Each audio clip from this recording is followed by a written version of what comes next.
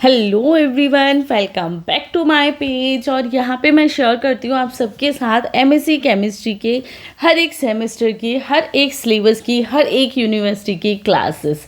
जी हाँ, मैं समीक्षा और मैं आप सबके साथ हर एक पॉइंट को डिस्कस करती हूँ जो आपका एमएससी केमिस्ट्री से रिलेटेड है, चाहे आप किसी भी सेमेस्टर के हो। आज की क्लास है पेड कोर्स की, ऑर्गेनिक केमिस्ट्री की फर्स्ट क्लास है। ये क्लास में भी आपको बाद में यूट्यूब पे भी मिले, बट वो सिर्फ लिमिटेड सेक्शंस में मिलती है। बट अगर आप पेड कोर्स लेते हो मेरा, जो कि सिर्फ 500 में है, यहाँ पे आपका पूरे सिलेबस में से जो इंपॉर्टेंट होता है सभी कराए जाते हैं, सभी की क्लासेस आपको मिलती हैं एंड देन हैंड रिटन भी मिलते हैं। तो आज हम बात करने वाले एरोमेटिसिटी की।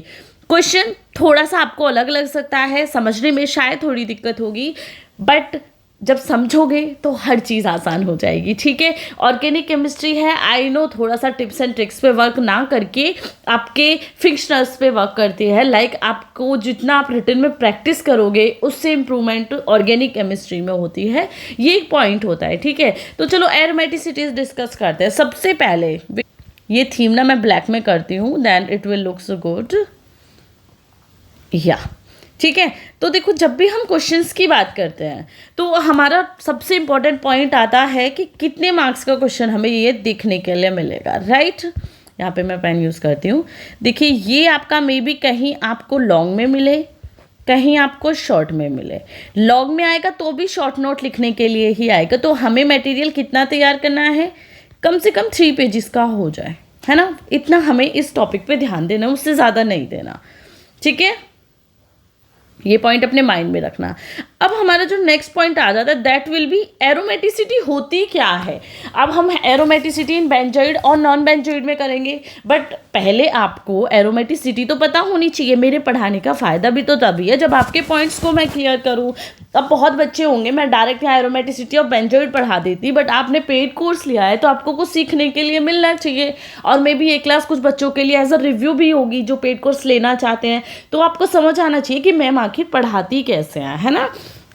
देखिए, एरोमेटिसिटी क्या होती है। एरोमेटिक कैरेक्टर्स आपने पढ़े ही होंगे, शायद कुछ बच्चों को क्लियर भी हो, कुछ बच्चों को क्लियर ना भी हो, है ना। ये पॉइंट्स तो सभी एक साथ होके चलते हैं। बट अगर हम एरोमेटिसिटी की बात करते हैं तो पहले थोड़ा रिटन का जो क्राइटेरिया है वो देखते हैं, देन मैं आपको सिर्फ जो वोकैबुलरी के थ्रू होता है वो समझाती हूँ। देखिए, aromaticity is a property of cycle that is ring shaped, planar and that is flat structure with pi bond in resonance। ठीक है, ये एक है। दूसरी पढ़ो, a property of conjugate cycloalkenes in which the stabilization of the molecule is enhanced due to the ability of electron in the pi orbital to delocalization। देखिए, in general words में अगर हम कहें तो एरोमेटिसिटी है कि जहाँ पे एक रिंग हो, ठीक है, प्लेन पे एग्जिस्ट करती हो। ठीक है, ये एलिमेंट ऑफ सिमेट्री में पढ़ोगे तो समझ आ जाएगा। ठीक है, प्लेन में स्ट्रक्चर करती हो, रिंग शेप्ड हो, एक इसकी जो प्रॉपर्टीज़ है that will be a cycle. ठीक है, या अगर साइक्लिक ना हो तो डबल बॉन्ड और जो सिंगल बॉन्ड्स है वो अल्टरनेट में हो, जैसे कि यहाँ, यहाँ एंड यहाँ। Then this will be known as a proper aromatic characters of benzene, क्योंकि ये बेंजीन है और सेम एक प्लानर में भी है, रिंग शेप भी है, अल्टरनेट में पाई बॉन्ड्स के साथ भी स्ट्रक्चर है, रेजोनेंस करती है पाई बॉन्ड के साथ। ठीक है, तो ये कैरेक्टर्स है एरोमेटिक के। अब वो बेंजीन के टर्म्स में नहीं, ये किसी की भी टर्म्स में हो सकती है कि रिंग शेप मॉलिक्यूल हो, ठीक है, प्लानर में एग्जिस्ट करता हो, ठीक है, देन स्ट्रक्चर जो है वो पाई बॉन्ड के साथ रेजोनेंस में हो। अब रेजोनेंस क्या होता है, रेजोनेंस यही है कि single bond, double bond, single bond, double bond, single bond and double bond. This will be known as a resonance. कुछ यूनिवर्सिटीज़ के लिए ऑर्गेनिक का रेजोनेंस है अपने सब्जेक्ट में, बट कुछ के लिए नहीं है। CCSU की बात करूँ तो वहाँ पे है, वहाँ पे रेजोनेंस मैं आपको अलग भी पढ़ाऊँगी तो बेटर समझ आ जाता है। बट अगर मैं वीर बहादुर यूनिवर्सिटी की बात करती हूँ, इग्नू की बात करती हूँ, तो सिलेबस थोड़ा सा अलग है। बट ये चीज़ों को समझना है तो हर एक पॉइंट को समझना होगा। तो ये रेजोनेंस है, इसलिए मुझे CCSU का स्ट्रक्चर ज़्यादा बेटर लगता है। इवन MJPRU का भी एज इट इज स्ट्रक्चर है, क्योंकि जब आपको पॉइंट्स क्लियर नहीं होंगे तो आप कैसे करोगे। अब फॉर एग्जाम्पल समझो, आपको फर्स्ट पॉइंट पर रेजोनेंस ही नहीं पढ़ाया तो ये एरोमेटिसिटी समझने में थोड़ी सी प्रॉब्लम होगी। अब टीचर आएगा डायरेक्ट आपको एरोमेटिसिटी ऑफ बेंजोइड और नॉन बेंजोइड ही पढ़ाएगा आपके कॉलेज में, ठीक है। और एमएससी की अगर कोई क्लासेस दे रहा है तो मुझे नहीं लगता कोई दे रहा है, बट दे रहा है तो अच्छा है। बट मेरी तरफ से सेटिस्फेक्शन होना है, मैं आपको पढ़ा रही हूँ, मेरी तरफ से मुझे सेटिस्फाई होना चाहिए कि जितना मुझे आता है और जितनी मैं उन्हें आप लोगों को प्रोवाइड कर सकती हूँ हर एक बच्चे को, उतनी मुझे कोशिश करनी है, ठीक है। तो अब आपको समझ आ गया कि कैसे आपकी एरोमेटिसिटी होती है। एक बार फिर से जाके देख लेना, समझ आ जाएगा। देखो 2 डेफिनेशन यहाँ पे मैंने दी हैं, ठीक है। ये और बीच में इसलिए लगाया, ये नोट्स ना एज इट इज़ मिल जाएंगे क्योंकि यहाँ टैबलेट में भी ना मैंने इन्हें लिखा ही है, ठीक है, सभी हैंड रिटन है, तो ये एज इट इज़ नोट्स आपको मिल जाएंगे, ठीक है। तो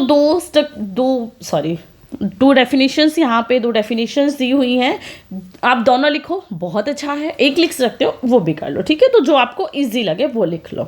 क्लियर ये पॉइंट्स। अब देखते हैं एरोमेटिसिटी इन बेंजीन। देखो यहाँ पे इसे जूम करके देखो तो एरोमेटिक कैरेक्टर्स मैंने नोट में भी लिखा हुआ है कि हर बच्चा अगर कंफ्यूज भी हो जाता है तो उन्हें नोट्स में वो चीज़ मिल जाए कि भाई मेरी क्लास उसने देख ली और वो भूल भी गए, तो आपको समझ तो आना चाहिए। देखो क्या होता है, हाईलाइटर करते हो। एरोमेटिक कैरेक्टर्स क्या होते हैं, ओ देखिए aromatic characters, wait a minute, ठीक है। या एरोमेटिक कैरेक्टर्स साइक्लिक होने चाहिए, पहला पॉइंट मैंने आपको बताया। कॉन्जुगेट होना चाहिए, ठीक है। और ओवरलैपिंग जो है that will be between a conjugate system, ठीक है। इस टाइप से आपका होना, ठीक है। तो इस टाइप से आपका जो एरोमेटिक कैरेक्टर्स के पॉइंट है वो थोड़ा मैंने लिखा हुआ है। बच्चे, मुझे पता है कि बच्चे थोड़ा कंफ्यूज होंगे, तो उस कंफ्यूजन को दूर करने के लिए मैंने लिखा हुआ है, ठीक है। अब देखो जो मेन पॉइंट आपके पेपर में, आपके टॉपिक में है एरोमेटिसिटी ऑफ बेंजीन, बट उससे पहले एरोमेटिसिटी समझ आ गई तो यहाँ पे वो एज इट इज पॉइंट ही लिखने हैं। देखिए बेंजीन आपका एरोमेटिक कंपाउंड है क्योंकि साइक्लिक भी है, कॉन्जुगेशन में भी होते हैं पाई इलेक्ट्रॉन, और एक प्लानर एक्सिस पे भी होता है, ठीक है। तो benzene is a aromatic compound of far excellence, यानी कि बहुत हद तक एक बेटर एरोमेटिक कंपाउंड अगर कोई होता है that will be a benzene, ठीक है। Relatively few compound possess benzene like properties, लेकिन कुछ कंपाउंड्स भी हैं जो बेंजीन की तरह प्रॉपर्टीज रिएक्ट करते हैं। लाइक ऐसा तो है नहीं कि सिर्फ एक बेंजीन ही एरोमेटिक, अदर भी हो सकते हैं। Then 10 aromatic compound are those which resemble to benzene in chemical behavior, and benzene has special stability in comparison of aliphatic conjugate nitrogens, ठीक है। ये पॉइंट्स तो क्लियर हो गया। Benzene aromatic benzene aromatic compound है क्योंकि उसके कैरेक्टर्स जो हैं that will be a best. But अगर हम एरोमेटिक कैरेक्टर्स की बात करते हैं या हम बात करते हैं कि अदर एरोमेटिक कंपाउंड भी होते हैं, तो उनके बीच में एक बेंजीन है और एक अदर कंपाउंड है, दोनों एरोमेटिक है, तो उनके बीच में जो एक सेम चीज़ होगी that will be a chemical behaviour. दोनों का जो केमिकल बिहेवियर है वो काफ़ी हद तक सेम होगा, चाहे आप किसी की भी टर्म्स में ये देख लेना, ठीक है। एंड यस, अगर हम कॉन्जुगेट नाइट्रीन्स की बात करते हैं तो बेंजीन की जो स्टेबिलिटी है वो एलिफेटिक बेंजीन से, एलिफेटिक कॉन्जुगेट नाइट्रीन से काफ़ी ज़्यादा सही, मतलब काफ़ी ज़्यादा लिमिटेड स्टॉक तक होती है। यानी कि अगर आप कॉन्जुगेट नाइट्रीन्स की बात करेंगे उनकी स्टेबिलिटी कम होती है to the comparison of benzene, ठीक है। ये पॉइंट्स हैं यहाँ पे। जब आप इस क्लास को एक बार और 2 बार देखोगे आपको फिंगर टिप्स पे याद हो जाएगी एरोमेटिसिटी मैम ने क्या बताई थी। इवन आपको इस लिखे हुए को देखने की भी ज़रूरत नहीं पड़ेगी, ये मैं इतना 100% श्योरमेंट के साथ बोल सकती हूँ, but it just depend on your work कि आप कोशिश कितनी करते हो समझने की, ठीक है। नेक्स्ट पॉइंट पे आ जाओ। The stability is known by the resonance और डिलोकलाइजेशन एनर्जी। मैंने पहले ही कहा था कि रेजोनेंस कंपाउंड होगा तो उससे आपके जो बेंजीन है या अदर कंपाउंड है उसकी स्टेबिलिटी पता चलती है, जिसको हम डिलोकलाइजेशन एनर्जी भी बोल ही देते हैं। तो स्टेबिलिटी को हम डिलोकलाइजेशन एनर्जी या रेजोनेंस के थ्रू जान सकते हैं, ठीक है। Then the special stability has come to be known as a benzene aromatic characters with property of special stability, ठीक है। और अगर हम स्पेशल स्टेबिलिटी की बात करते हैं बेंजीन की तो वो सबसे ज़्यादा किससे होती है। हमने कहा कि ऊपर आप पॉइंट पढ़ो कि बेंजीन की जो स्टेबिलिटी है वो कॉन्जुगेट नाइट्रीन से ज़्यादा होती है, ठीक है, इन जनरल मैंने ज़्यादा नाम लिया यहाँ पे, या आप बोल सकते हो in the comparison of nitrides benzene has a special stability. तो वो क्यों होती है? It just because of aromatic characters of benzene. Benzene के जो एरोमेटिक कैरेक्टर्स होते हैं, जिस तरीके से, जिस लिमिटेशन तक लाइक अदर कंपाउंड है वो आपका 80% एरोमेटिक कैरेक्टर्स को फॉलो करता है, बट बेंजीन आपका 99%, 99.9%। हम साइंस में कभी भी 100% की बात नहीं करते, ये चीज़ आपको शायद क्लियर होगी, आपके टीचर्स ने भी शायद आपको बताया हो, बट नहीं बताया तो मैं बता देती हूँ। इन जनरल साइंस का कोई भी प्रैक्टिकल हो, किसी भी डिपार्टमेंट का हो, वहाँ पे हम 100% की बात कभी भी नहीं करते हैं। हमेशा जो आपके साइंस के एक्सपेरिमेंट्स होते हैं या साइंस की जो लिमिटेशंस होती है वो सिर्फ 99.9% तक ही करेक्ट होती है। 0.00 जो 1% होता है देयर विल बी इनकरेक्ट। तो ये पॉइंट्स आपका क्लियर होना चाहिए कि अगर हम एरोमेटिक कैरेक्टर्स की बात करते हैं in terms of benzene, so this will be a better option for you. Next point is aromaticity for non benzoid, क्योंकि बेंजोइड और नॉन बेंजोइड के लिए ही है। एरोमेटिक कैरेक्टर्स, एरोमेटिसिटी क्या होती है, इसकी डेफिनेशन मैंने आपको एक्स्ट्रा में लिख के समझाई है, क्योंकि डायरेक्ट मैं आपको एरोमेटिसिटी ऑफ बेंजीन नहीं समझा पाऊंगी अगर आपको एरोमेटिसिटी ही क्लियर नहीं होगी। अब मुझको नहीं पता ये वीर बहादुर यूनिवर्सिटी वालों ने या आपके इग्नू वालों ने डायरेक्ट बनाया है सिलेबस, वो शायद इसलिए कि आप बीएससी में वो चीज़ें करके आए हो, बट मुझे भी पता है बीएससी का बच्चा अलग टाइप से पढ़ता है बीएससी में, और एमएससी में अलग टाइप से पढ़ता है। ठीक है, हमने भी बीएससी की थी, अगर हम उस टाइम जाते हैं तो बीएससी में हमने पढ़ा बहुत कुछ है, हम पास हुए हैं बहुत अच्छे से, बट जितना डिटेल में जाके हम एमएससी में स्टडी करते हैं उतना हम बीएससी में नहीं करते। और मैं 110% श्योर हूँ कि ये टॉपिक चाहे आपका ग्रेजुएशन में था, मुझे भी पता है एरोमेटिसिटी 12th में भी एक पॉइंट होगा और ग्रेजुएशन में आपने अच्छे से क्या होगा, बट स्टिल ये पॉइंट आपके क्लियर नहीं हुए होंगे, इसलिए मैंने एरोमेटिसिटी आपको सिंपल में समझाया। अब देखते हैं हम aromaticity of non benzoid. Benzoid में तो पढ़ लिया, क्योंकि बेंजीन जो है डायरेक्टली आपका रिलेट करता है उसके स्ट्रक्चर के साथ, कि एरोमेटिक कंपाउंड की जो प्रॉपर्टीज़ होती हैं उनके साथ। बट नॉन बेंजोइड कंपाउंड यानी कि जो बेंजोइड नहीं है, समझना पॉइंट को, नॉन बेंजोइड आप सोचोगे बेंजोइड और नॉन बेंजोइड दोनों तो सेम ही लग रहा है बोलने में। इसका मतलब है कि बेंजीन, ऊपर हमने बात की यहाँ पे बेंजीन की, यहाँ पे हम बात करेंगे वो कंपाउंड जो बेंजीन नहीं है, उनमें एरोमेटिसिटी कैसे होती है, उनकी क्वालिटीज़ क्या होती है, उनकी स्ट्रक्चर क्या होती है, एंड उनकी जो हम बोल सकते हैं एक इंट्रोडक्शन है वो क्या होता है। ठीक है, तो ये किसकी बात हो रही है? जो कंपाउंड बेंजीन नहीं है, बेंजीन से अलग कंपाउंड जिनकी एरोमेटिसिटी हमें सर्च करनी है। ठीक है, अभी समझ आ गया होगा। अब देखो, a non-benzoic compound is defined as the compound which does not have a benzene ring but exhibit a degree of aromatic characters। ये सेम चीज़ मैंने आपको बोली ना कि नॉन बेंजोइक कंपाउंड आपके वो कंपाउंड होते हैं जिनमें रिंग नहीं है, ठीक है, बट उनमें एरोमेटिक कैरेक्टर्स हैं। ठीक है, उनको हम क्या बोलते हैं? Non benzoate. नॉन बेंजोइड, ठीक है, समझ आया? फिर से बता देती हूँ, वो कंपाउंड जिनके कैरेक्टर तो एरोमेटिक कंपाउंड की तरह हैं, बट वो उनमें एक बेंजीन रिंग नहीं है। जो बेंजीन की रिंग होती है, ये रिंग वहाँ से गायब है। मान लो ये कंपाउंड है ऐसे, ये रिंग नहीं है, so this will be known as a non benzoid compound. ठीक है, then aromaticity of non-benzoic compound known by the Huckel rule and Craig rules। ठीक है, Huckel rule is used in monocyclic polyenes, whereas Craig rule is used in the bicyclic or polycyclic polyenes। ठीक है, यानी कि जो non benzoic compound हैं उनको अगर हम सर्च करते हैं या उनको हम जानने की कोशिश करते हैं तो वो हम हकल रूल के थ्रू और क्रेंच रूल के थ्रू कर सकते हैं।